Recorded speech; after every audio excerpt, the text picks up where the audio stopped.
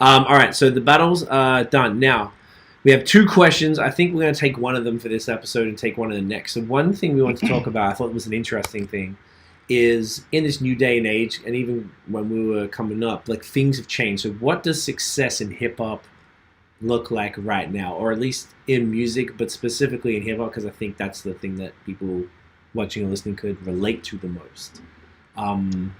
Yeah, if you have any thoughts. Because like I was saying, in our day, it was different. Like even 10 years, it looked different, and then 20 years ago, it looked different because there are different things you could do easily or not so easily. So, do you have any thoughts in general about that, or have your perceptions on what's possible or what you need to do to feel like you succeeded? Has that changed as I don't know the landscape changed, type of thing? Well, basically now, hip hop looks like independence, ownership. Okay. Having your own shit, having your own team, having your own setup, having your own stuff.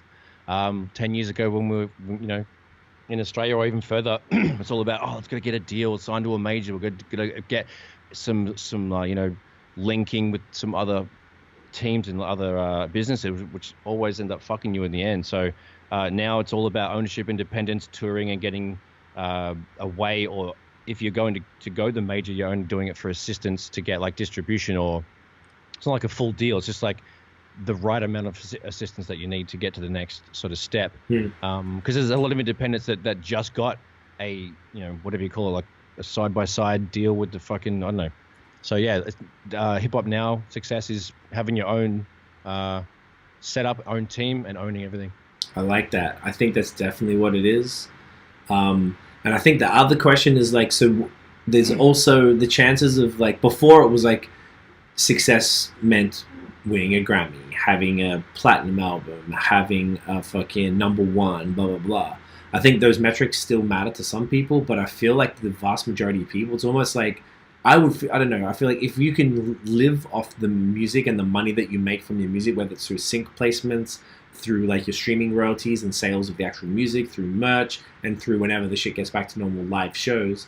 Did I say publishing as well?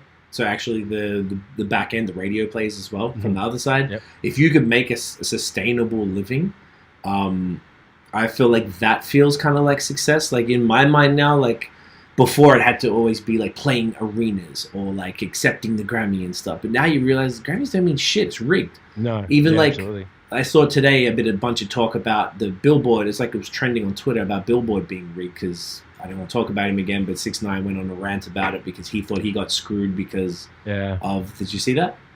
I did. Yeah. So, like, without giving him shine, because I don't want to, but, like, he was accusing Ariana Grande and her team of purchasing sales and stuff, which, look, it's 100% how things fucking go. Like, I don't have a doubt that that's how shit goes. Everything is shady. But, like... So, like, does that even matter? If you can buy it, like, who cares? Yeah. So, like, I don't know. Like, there's no merit. There's no authenticity with it. It's just like, who's got enough money? Who's got the most money? Pretty much, exactly. And what fun is that? Like, that's a minimal game that like people can't play. Like, it's only a certain few people can play. So now, like you said, because of this, like, I feel like you have to do something else to make you stand out. Doing a podcast like this, where we do this week in, we're going to be consistent with it. Like, week in and week out, it's I don't know. I feel like there's a way to start to build it up so we can have other success. So what does it actually look like? Like when I don't know, I always visualize there's a venue in Montreal called, used to be called Metropolis. Fuck, I forgot what it's called now. I changed the name. They always change the damn names. But it's basically like 2,000 people. And I always thought, like, if I could fill that up, I'd be pretty happy. If we could do shows and fill that up, if you think about that. Or I'd always visualize definitely some sort of gold or platinum plaques. I would like the plaques. The awards don't interest me. They never really did. I've never been interested in awards, but I would like a gold or platinum record, which I think is completely plausible, particularly if you get a bit of streaming momentum, get on some playlists and stuff like that. You can hit that mark, which is pretty cool. Like, what else would it... I'd like, like getting some sync placements in movies, film, commercials, things like that to keep shit. Just feeling like that people... And I don't know, it's almost like that, like when we... In the beer world, this is an interesting thing too. In the beer world, our podcast is that you got to think about the hip-hop world is massive. There are literally millions of people we are competing with doing our shit. Tellus, Tiff said. It's called M Tells. It's exactly it. My bad. And she says, say hey to Uncle Mike. And then Grim says, sorry, just to interrupt. There's also a censored version of Chingy's first song. I can't remember the name of it though. Oh, Holiday Inn. When you mentioned the tip drill video, that jogged my memory. You talking Holiday Inn? Yeah. I'm not sure if that was... There's those feature with... Maybe there's another one of Chingy's song. I think oh, right there. Maybe that's what he's talking about. Yes, Tiff said it too, yeah. There was a remix with Luda on it. Yes, Holiday Inn. And he did play that during it, but he played like some stuff when Nelly was fucking up. Yeah, Luda stayed on. Holiday Inn was...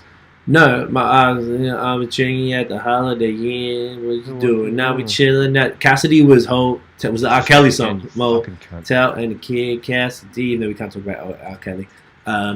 Problematic Light, if we had one. The Hotel R. Kelly is just one of the best songs of all time, and I really wish I could listen to that again. Can't do that no more. Girl, you want to come to my hotel? Yeah, that's unfortunately the Problematic Man. But like, as far as like what was I saying about? Oh yeah, the beer thing. So the beer world is tiny, right? So the amount of impact we've been able to have with our podcast and our presence on YouTube and our social media following in that world has been very fast and very impactful in comparison to what we've been able to do in music over a longer time, because we were doing things that nobody else was doing. So essentially, wherever I go, if I go to a beer festival in Denver, or I go to a brewery in Vermont, or I go to fucking anywhere in Ontario or Quebec, I get recognized in a brewery. People want to talk to me. People want to take photos all the time. It happens all the time. I'm like, every time it happens, fuck, I wish this was just for rap. So to me, I would feel successful if I was able to walk down the street in a place, because the beer thing only happens in beer places. One time it happened at a subway station, but every other time it happens in a beer place, because that's the context that people know us in, right? It's very specific. I would feel, and it's not about like fucking ego, fucking circle jerk shit. It's just about like, oh, I'm impacting people.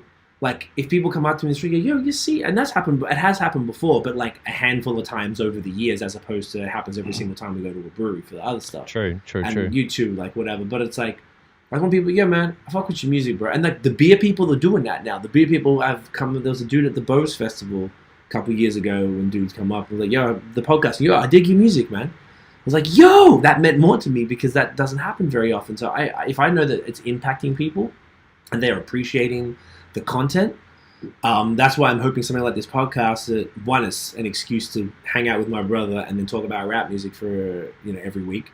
That's sick. But also, if it helps build both of our profiles a bit more to encourage more people to check out our shit, because we do put a lot of effort into our music and it means a lot to us, that would be success. I would feel successful, as opposed to any monetary thing. So like, platinum, because that means enough people have listened to it to be impacted by it, and then being able to be, yeah, man, that's good. Or just being, people wanting to work with you, or getting offers to do some stuff. So it's inbound versus outbound. I don't want outbound stuff. I don't want that for everything. I want that's what everybody wants. You want to work to a level where all the opportunities come to you, and you don't have to be like, hey, and you can just pick and choose the ones that you do. And then when you do reach out, there's a larger chance they're going to want to do it, because your profile and people like appreciate what you've been doing.